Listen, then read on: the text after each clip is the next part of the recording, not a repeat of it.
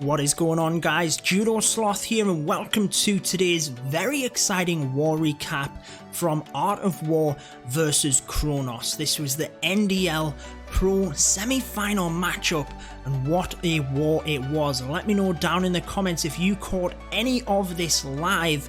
Kronos just pipping Art of War to the post, getting the victory, but we have two Town Hall 12, two Town Hall 11, and two Town Hall 10 3-star attacks from Art of War on display for you today. Starting out with a very impressive Queen Charge minor attack at Town Hall 12. Coming in from the south of the base here, fenced post, a very experienced attacker, able to take out a lot of splash damage down here, bomb towers, wizard towers, get the eagle artillery, and a dragon in that CC as well, so massive amounts of value.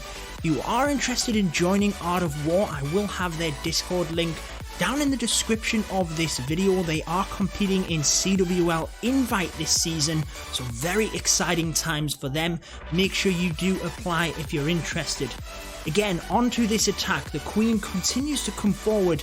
Look at the value that has already been taken out of this base, and I really like how he narrows the path for the miners here. So the southwest side of the base, miners aren't even going to go there. They're focused towards that Inferno Tower and the Queen.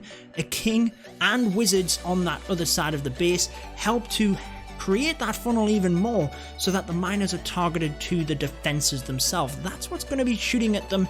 That's what you need to focus on, and from there it really is the spells themselves. They are going to press towards that Giga Tesla. Now, it's not necessarily the bomb hitting the ground itself which does damage to the miners. They're actually very quick and can get through that, but they take a lot of damage initially.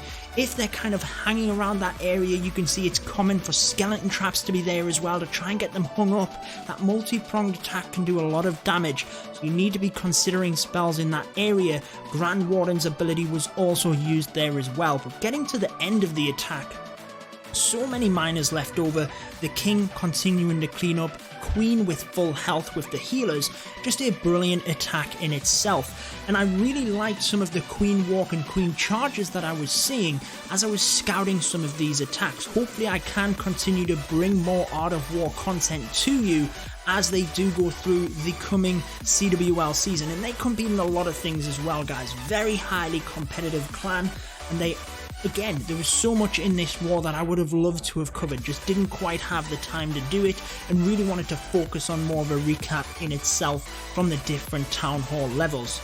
So on to this next one, we have another use of the Queen Charge in itself, or the Queen Walk in this instance, into that Wall Wrecker and the Lava Loon attack. So just taking out a couple of defenses down the bottom here. Nothing significant in terms of the Lava Loon attack, but more helping the pathing get down to the bottom there, and then we're going to come in with the Wall Wrecker as well. And actually there were a lot of instances in this war where the Wall Breakers were used. We do have a couple of examples. We have Lava Loon attacks at Town Hall 11, then a Hog Rider and Frozen Witch attack at Town Hall 10 at the end of the video, but we did have a lot of good examples using the Wall Breakers as well. Anyways, back into this attack. Obviously the King helped to steer things in that direction behind the Wall Wrecker. Just look at how much it tanked for the CC and them defenses around it. I really like the use of the balloon that comes in towards this Tesla. You can see the troops themselves have kind of missed it. As soon as that air defense goes down, balloon comes in and it basically just helps take down that Tesla. It's a free defense to take out with one balloon, but also the minions can then take out them buildings, keep the Queen on track, focused towards the Giga Tesla. Unlike the miners, the balloons are gonna take huge damage off the Giga Tesla. That's exactly what you do not want to hit. So we needed the Queen with that charge to come forward and take that out. And once that takes place, we can then bring the Lava Loon portion in.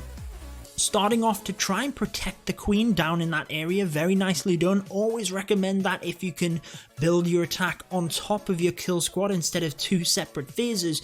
But then we just have that rotation around the top of the base, really trying to get the balloons in towards the center there, which he does very nicely here. You will notice we have the queen at the end of the base. Irrespective, once we've got the rest of the dangerous things down, it's really using them spells where needed. So you will see that a heal spell and the Grand Warden's ability was only just used there as well. Once they got to them final few defenses, the queen there as well doing lots of damage, but obviously once we get through them defenses, there's so many troops left over. The queen herself steps over there to help out as well. Really not going to be an issue. Manages to clean up the rest of this base very nicely. So let's move on to Town Hall 11 attacks for you. And like we said, we have some Town Hall 10 to show you as well. Wanted to try and recap from the different Town Hall levels for you today. So on to the next one, you will see a good example of the wall breakers on this one, and on my channel again I've shown you the lava loon and how it's actually quite easy to supplement the battle blimp in with that. So a couple of balloons come in mainly just to help set the funnel here, a wizard helping out as well, so that our queen walk into queen charge can be directed exactly where we want her to, and just watch the value that we get. This is incredible, guys, it really is. Wizard towers, that entire Tesla farm going down at the south of the base, but it does not stop there. We're going to continue right the way around, and the majority of this attack, majority of the base for that matter, taken out with the queen and that charge. So we're just going to continue as she comes around the base, continues to get more and more value, just using the minion and the king to not only help to create the funnel for the wall breakers coming in. There they go, kind of skipped through that first bit, I do apologize guys, but also it just helps the pathing of the queen, keep her onto the defenses. And remember, you don't have to use the wall wrecker. The wall breakers are still very viable in this case, getting right the way through them first couple of walls, able to help the queen out, and that's exactly where she needs to go. From there she can reach the eagle artillery, the air sweeper, the air defense there as well. So much value from that queen, it is unreal. Obviously the CC has been taken out as well, and once she is finally finished with that huge queen walk, we can then bring in the lava loon portion. So here it comes with that battle blimp initially, and that's kind of like a lava hound. Remember, I did say in my other videos there's numerous ways to think about it. You can use it as a lava hound, which then reinforces a lava hound. You can use it to kind of send it towards the town hall in one direction, and then out comes a lava hound and it cuts across the other way. Ultimately you can use it to target defenses that are difficult to path your balloons onto with balloons themselves. Irrespective, it's quite easy to implement into the lava loon attack. And getting towards the end of the raid here, again, not many defenses are going to withstand this. The queen charge was just immense, and she continues to walk around the base. That entire raid had around about 50 seconds, I think it was, for the lava loon attack. The rest was the queen. Brilliant stuff. Moving on to the next one, I hope we have enough time left in the war here guys, because I've cut this very short to get these replays. I was scouting the attacks for quite some time, then I had a bit of technical issues as well. Really hope it works out this time. Now I have to say, Van, again, another very experienced attacker. I love the fact that he tries this with the bowler. Great in terms of defensive design, but using that bowler to try and sneak off that air defense, obviously just one tile apart, so very nicely designed from the defender. Definitely worth trying, and had we have been able to reach that, would have been a fantastic snipe with the bowler. Not to worry, we're not going to get it. In comes the traditional kill squad with that wall wrecker, and this is a great chance to use the wall wrecker. It's going to get into that area. Not only is it going to get in there and help our heroes to get in, it's also going to tank for a significant amount of time. And then as we get through, Valkyries is a good option here. We've already broke into the areas we need to. We're basically just using suicide heroes here in this little section, taking out the CC, taking out the queen, carving a path for the balloons, and a fantastic job. It works out absolutely perfectly. So a great example when the wall wrecker can be used, and you can save the Grand Warden then for the lava loon portion as well. And you can save a lot of troop capacity for the balloons for that matter. You've got more troop capacity committed to the lava loon, so obviously you want to take out more value with that. They do come in from the left hand side of the base as well, so that they all kind of merge up towards the Eagle Artillery there. That's obviously as the balloons come together where you want to use them spells. That's where you're going to see that rage spell. That's where you're then going to hopefully see a lot of the more valued spells as the balloons come together. Now the Grand Warden's ability tried to use just as they split. We did have the heal spell for the back end wizard tower, so we brought a couple of balloons in from the left hand side. Always recommended to do that, guys. Hang on to them balloons if you can.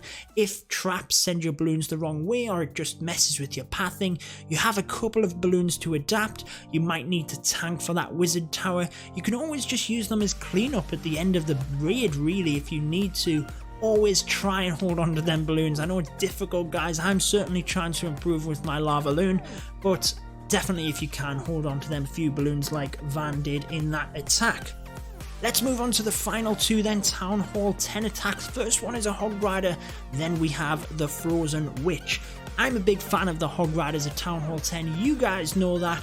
It's very powerful, and again the wall breakers provide brilliant access into the base here. So just a couple of troops in order to create that funnel. Remember, it's not always the buildings that you take out, it's the buildings that you leave standing in order to draw your troops in. So you will have seen that test wall breaker come in. Then once the defenses are tanked, we can bring a couple of them in order to get through this initial layer. Now the Queen does get drawn off to the Tesla here on the side, and then the elixir storage. The funnel was already made enough, but I really like the adaptation by Ward here to quickly sneak in a wizard, get that army camped down just in case. But as you can see, the Queen walks back around anyway. The CC is pulled, that's going to go down from the Queen, and I really do like the use of wall breakers here with that rage spell to try and sneak through that wall. However, that is the use of a test wall breaker. Thought he would probably get that, to be fair. With that rage spell, there's no reason the wall breakers shouldn't have got through that, but they didn't. Queen doesn't get to that area. Would have been nice to get in and take these two defenses for the pathing of the Hog Riders. We're still able to get the Queen, which is the main thing, and we still do get this single Inferno. So not a massive loss there, but it just means that Ward has to adapt slightly with his Hog Riders. However, the attack is done so beautifully here. Here is the Wall Wrecker on the back end. Again, you've seen this on the Hog Wrecker video I brought to my channel. It's fantastic, if not needed for the kill squad, to actually tank for some of the Hog Riders and then reinforce as well, and that was fantastically done. The main group of Hog Riders then do kind of go to the top there to that Wizard Tower. Not where we wanted them to go, but it's not a massive diversion. They're easily back over with the rest of the Hogs. The healers actually quite nicely swap across to the Hogs. We don't need them on the Queen at this point, so that actually did us a favour in the end. And we do have that poison spell for the skeleton traps as well, but just look at how many ground cleanup troops we have coming round.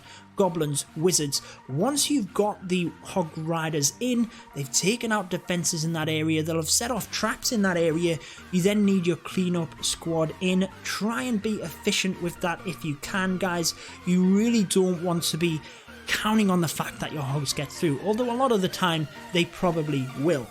Now, the Frozen Witch attack is not a strategy I've tried myself. I have watched it, I've seen it happen, but it's not a strategy I've done myself. However, you will see against this base, it works incredibly well. We have, very similar to that Witch Slap strategy at Town Hall 9, the different witches coming across. We have two sections coming down each side, and it's really the main portion of your squad coming through the middle, which wrecks the base in itself.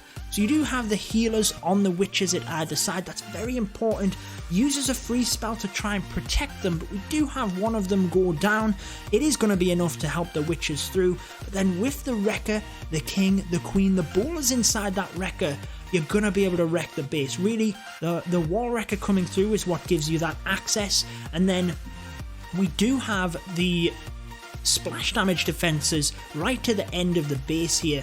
However, it's not really gonna matter. We have two wizard towers at the edge, which could do a bit of damage to the witches, but at that point, the entire base is done. It's kind of one of them long, thin bases that it's easy to take out the trash on the outside, send your main troops through the middle, and then the bowlers and king can help out with these splash damages, even if The wizard towers on the outside and the mortars help to take down them witches. The rest of the base is gone, it's not really going to be an issue. Our troops in the middle would be able to survive, but obviously with the healers, if you can protect them on the witches, there's not going to be a huge amount that can take them out. The skeletons towards the end of the base really just do ransack the rest of it. So that is going to wrap it up for this one. I hope you guys enjoyed it. I've been your host, Judo Sloth, and until next time, peace out.